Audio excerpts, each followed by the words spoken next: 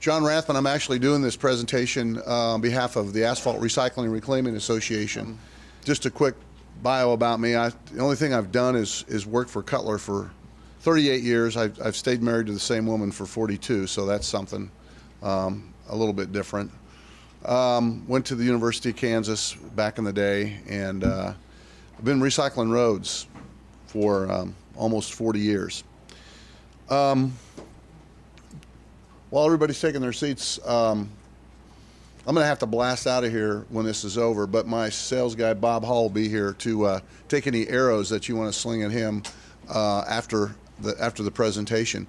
I just want to recognize a couple people. Brian Hansen with Dustrol, sitting right there. Raise your hand up there. He's a ERA member and a hot in place recycling contractor here with his son Aaron. Ken Carr and Kurt Freudenreich are with Highway Rehab, kind of representing the northeast part of the country, doing hot in place recycling in that neck of the woods. And then Mike Smith with Paveover from Albuquerque, also in the hot in place business. So pretty well represented. Today I'm going to talk about some of those processes. But we're going to go pretty quick because we got 30 minutes to try to get through all this. So let's get going. If you're not familiar, the Asphalt Recycling Association was founded in 1976, actually by a group of a bunch of hot in place recycling contractors. Ted Dankert, Dustrol, and Gordon Whitney from GJ Payne were involved in that, and has evolved since then. Its membership is contractors, suppliers, and what we call affiliate members. Affiliate members, the only sales pitch you're going to get from me today is if you're not a contractor or supplier and you want to join ERA, $250 will get you in the door. It'll be the best $250 that you ever spent because you'll be on the mailing list, you'll get all the technical information, you'll be able to access the BARM. It's a great deal. So if you're a consultant or you're just an industry member and you're looking to get more information about recycling, becoming an affiliate member of ERA is an excellent benefit. So, 3 types of hot in place recycling. I'm not going to read all of that. Surface recycling, all these processes involve heating and reworking the top 1 to 2 inches of an existing asphalt pavement. It's all done a little bit different depending on the type of equipment that's used, but heating the asphalt pavement is crucial to the function. With surface recycling, you're recycling the top 1 of a pavement, and then you're putting some type of wearing surface, whether it's a chip seal, micro, it could be Nova chip, and then you're compacting that. Repaving, the difference between the two is that you're still reworking the top 1 to 2 inches of the existing pavement, but you're applying the wearing surface immediately with the same equipment at the same time. And then remixing is heating and reworking that top 2 inch of existing asphalt, and there you're adding an admix to change the gradation of the existing material, and you're mixing that into that reclaimed material and putting that back down. That's usually covered with some type of a wearing surface. It could be a hot mix overlay. It could be a chip seal or a Nova chip or something like that. So those are the 3 types we're going to talk about. The bottom line question, how can you maximize the return on investment in your asphalt pavement rehabilitation funding? And I submit by repairing the asphalt pavement in the first 40% drop in quality. And you know, we've seen this graph ad nauseum, but we got to get on these pavements with hot in place recycling in the first 40% drop in the quality of the pavement. Once you get below that and you're in that last 12%, it's probably not going to be a good candidate for these methods. Some of the project considerations that I think you need to take into consideration when considering hot in place, the uniformity of the existing pavement that you're going to recycle. Is it made up of a series of layers of chip seals or hot mix overlay layers? What the depth of that hot mix asphalt is? Are there chip seals? What the asphalt content? You've got to take cores, you've got to do testing, you've got to determine asphalt content, penetration, viscosity. All that has to be done ahead of time before you can say, this is a good candidate for hot in place recycling. You need to take a look at the traffic that's out there and the types of pavement distress and the environment. And what I mean by that, if you're talking about doing this in an urban environment, you've got trees, shrubs from the surrounding area. You've got a tremendous amount of heat that's coming off the pavement surface. There may be some pavements, because of the proximity of the landscape, would not be good candidates for this. So don't try to push the envelope and do something that you shouldn't do. In urban applications, you might have to do some curb line milling to control the cross slope. The traffic's usually easily controlled with these methods, because the trains are, while they may be long, you can actually control the traffic on either side of the work that's being performed. And again, the environmental considerations that you might want to look at. You probably can't read that, but that's okay. That is the Colorado Department of Transportation's decision tree for hot in place recycling. Go to the website there, and you can download all this and the information that they utilize to determine what makes a good hot in place recycling candidate. And I'd encourage you to do that. It's a good resource. That is not a good candidate for hot in place recycling. We're going to spend a little time here looking at some pavements, and you can see the type of distress there. You probably need to look at maybe a cold in place or full depth reclamation on this type of pavement. Another bad candidate for hot in place recycling.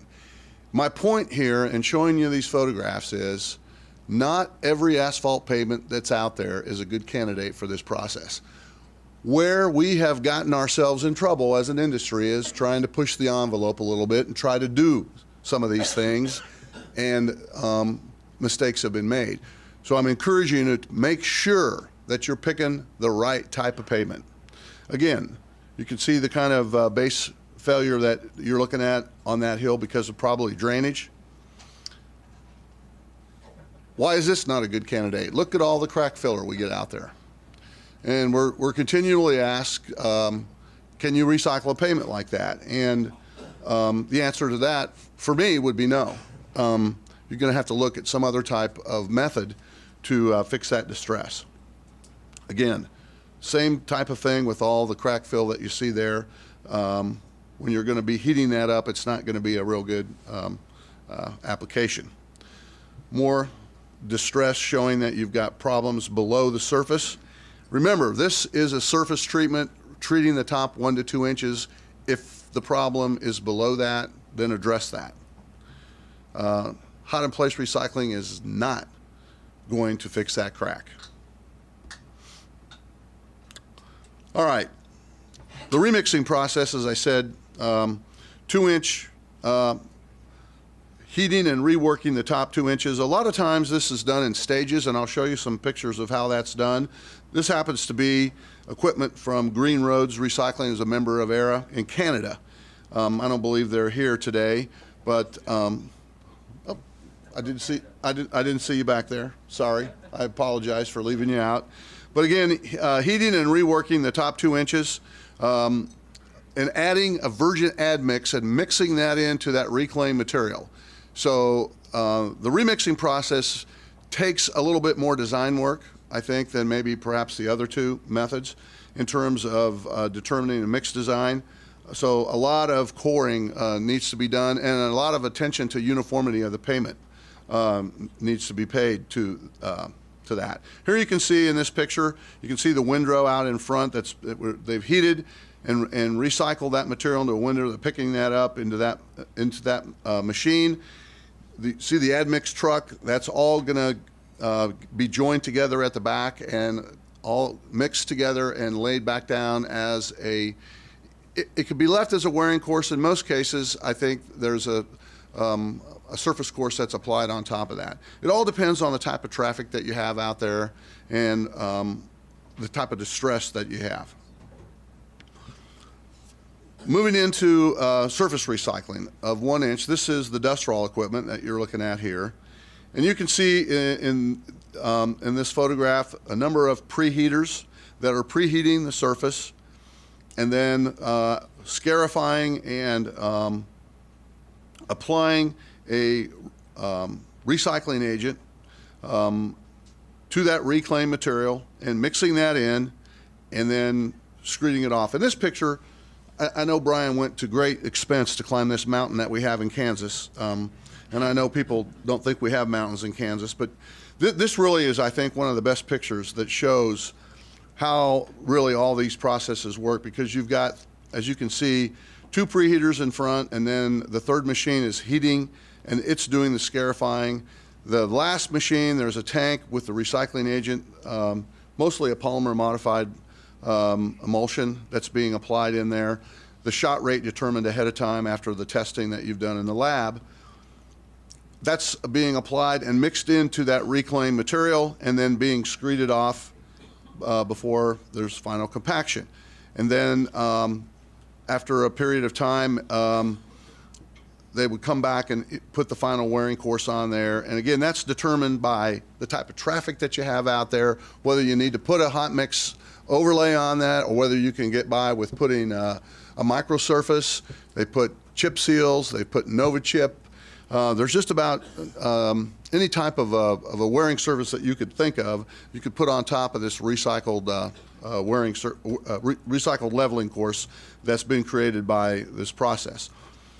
The Gallagher company in Chicago, also an AIRA member, performing this work in the Chicago area, also up in Wisconsin and Michigan. And you can see again, a preheater in front that's doing the preheating, and then the scarification and the application of the recycling agent, and then final compaction before they put a final wearing surface on there. So the wearing surface is not applied at the same time that the recycling is done in surface recycling. That's done at in a second operation. Here you can just see a close-up of the scarification that is occurring with the Gallagher operation.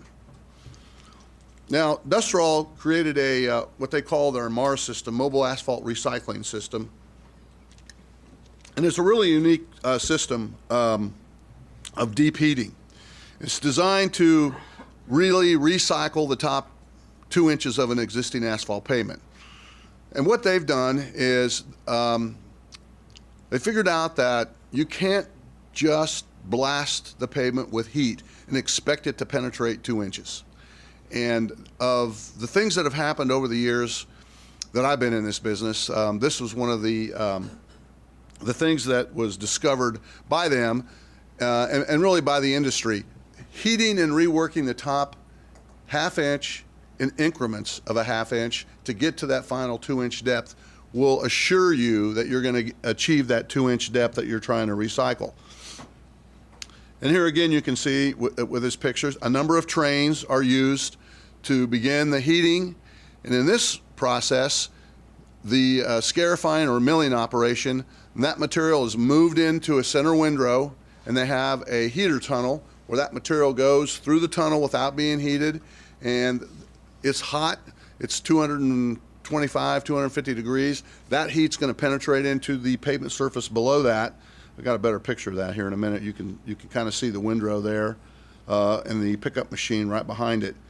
And you can see there's how many preheaters in that picture, Brian? About 4, 5? Yeah. So they're spread out down the length of the pavement. They can control traffic through that 2-lane project with a pilot car fairly easily. But this ensures that you can get the 2 inch depth. And I think over the years that's been one of the things that's been difficult. This is a really good picture showing the preheaters and the milling unit. This equipment's capable of recycling out to a width, I think, of 15 feet, if I'm not mistaken. And you can see how they've heated and windrowed that material into the center so that the next layer of heat is going to heat that next layer and get that down into the pavement surface to assure that they're going to achieve that 2 inch depth. And there you can see the tunnel heater that they've got there and how that recycled windrow is going to pass right through that tunnel, and they're heating the newly exposed layer of that pavement so that they can drive that heat down to that 2-inch layer. The milling drum on the main unit mills for additional depth and adds the emulsion, and the milling drums, as I said, are capable of extending out to 15-foot width. And they're applying the recycling agent at this point. It's an engineered emulsion that's metered in at the design content, and as I said at the beginning, really all these processes you've got to go through the testing at the front end if you're going to be successful on the back end. This would be like an ARA 1P, which is a safe water-based emulsion that adds the maltines back into the aged asphalt pavement, and that gets mixed into the material, which further improves the elasticity and the coating of the reclaimed mix. After that windrow is picked up then and deposited into a conventional paver and paved to that specified width that you're looking at right there.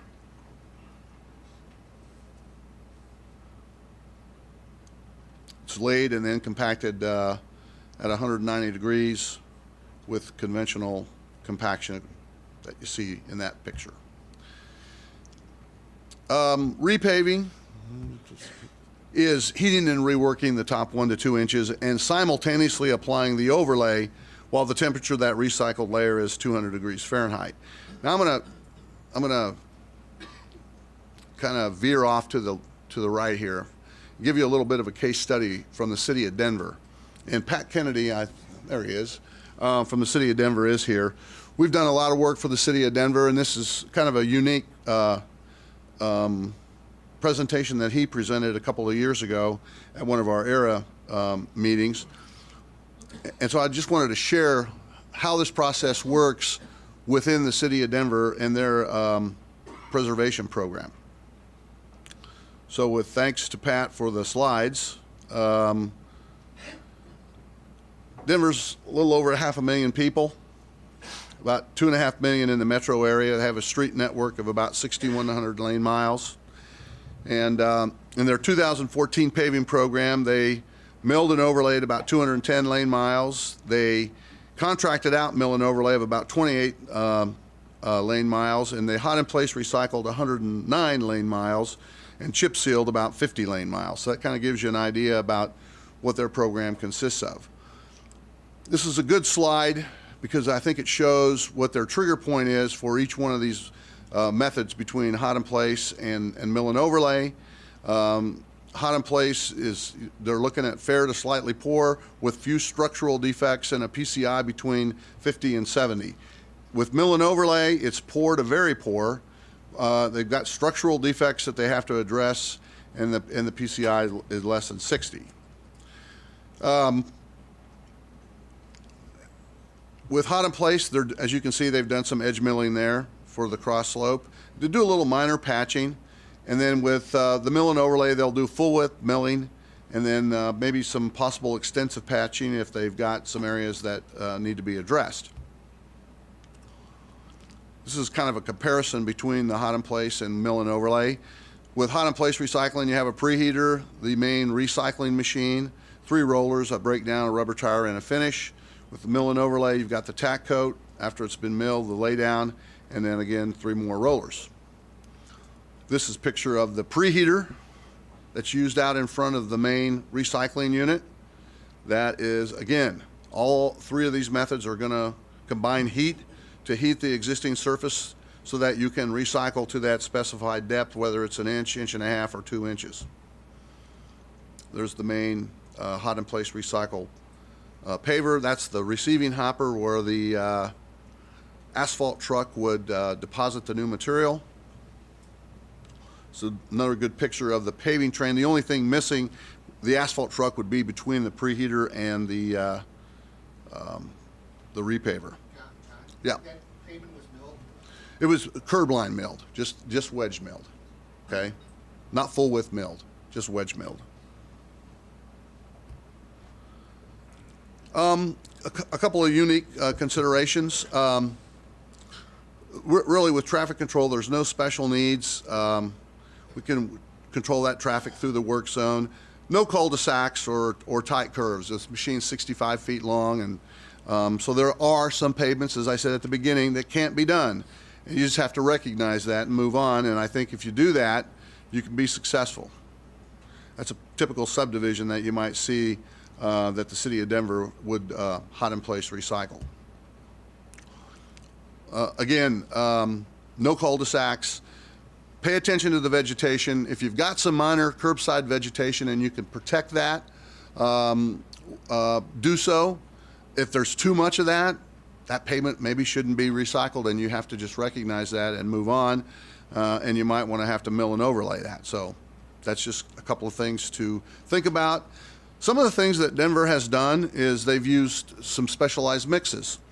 They've had us lay stone mastic asphalt, asphalt rubber, and we've even put down some RAS material. Here's a picture of one of the projects that we did in 2010 with the RAS material. Today it has a current PCI of 85. There we go. One of the things that's different about Denver than most cities is they own their own asphalt plant. And they've been operating this for a number of years and have done a really efficient job of doing that. They've been able to lay standard hot mix asphalt as well as some specialty mixes. And they find it's less expensive, and the production costs and the wait times and the hauling costs all fit in very well. They let a contract for hot in place recycling, and part of that contract is the trucking of the material from their plant to the areas that are being recycled. There's some pictures of some arterials that have been done in 2005 and the PCI, and then 2003. So collector pavement, about 10 years of life on a collector pavement after hot in place recycling. Pat says that, you know, on the local streets, they get about 7 years of life before they may have to come back in and put a chip seal on that recycled, repaved pavement. So there's less disruption. It's a smooth surface. They're improving the IRI by about 45% from 265 inches per mile to 165, and they're using less raw materials. 1/2 of the existing pavement reuse and 1/2 added pavement equals 25% wrap. So the final product that they're putting out on that pavement will be about a 60% recycled pavement. They're taking the wrap material, putting that in their mix design, and then we're recycling 1 inch. So what is coming out the back of our machine and being compacted is about 60% recycled asphalt pavement. The economics of this, reduced mill and prep, reduced raw materials, reduced hauling. The unit costs, according to their calculations, are about $1 to $2 per square yard less than a mill and overlay operation. And the life cycle cost savings are about 6 to 10% compared to a conventional mill and overlay in the city of Denver. Now, I want to spend just a couple minutes introducing you to something that's brand new to Cutler in our industry. We have for a number of years been working on a way to try to use hot air to heat the existing pavement so that there's no flame. And it's taken us a long time to get to this point, but we have finally arrived there. What you're looking at there is a stainless steel heating hood. That's a plenum that you see that's got an insulating cover on it. What happens is the oxygen and the propane are taken into that plenum, and there's combustion that takes place. Something's wrong with my transition here. But then we're putting, at the top of that, there's a additional oxygen that's being forced in there at a high rate of speed, and that will force the combusted air out the bottom of the plenum. And you can see what the bottom of the plenum looks like with the small holes. So there is actually no flame being exposed to the existing surface. It's just hot air coming out at about 650 to 700 degrees Fahrenheit. And again, once the pavement is heated, traditional scarifying takes place. In this process, you can see that there are individual air-activated diaphragms that allow you to scarify around the manholes and water valves in the pavement. With some of the other contractors that do this in the urban area, they have spring-loaded scarifying teeth that allow you to scarify around those manholes and water valves in the pavement. The idea is to loosen the existing pavement, and then once it's in a loosened condition, apply the recycling agent, mix that in. That first screed is the recycling screed that you're looking at there, and that's all reclaimed material that's going to be struck off by that recycling screed. And then the new material comes through a tunnel with a drag slack conveyor, and that is the second pile of material that you see there. That's all new material, and it will be laid on top of that recycled layer and then compacted. So there you can see the whole train there. The haul truck deposits that material in the first machine, and it acts as a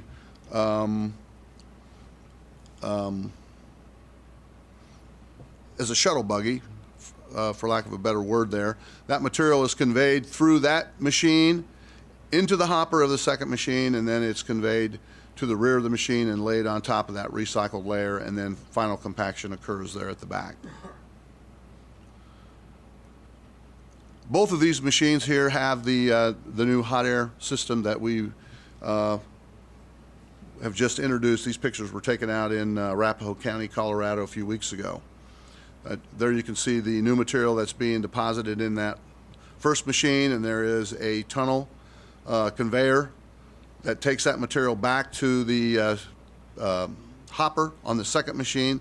The hopper is right there, just right in front of that, where that little tree is there. And that new material goes in that hopper, and it's conveyed the length of that second machine over the top of the heating and the scarifying and adding the recycling agent. The recycling agent is added, and again, the application rate's geared to the speed of the machine, just like it is on most of the equipment that I've showed you here today.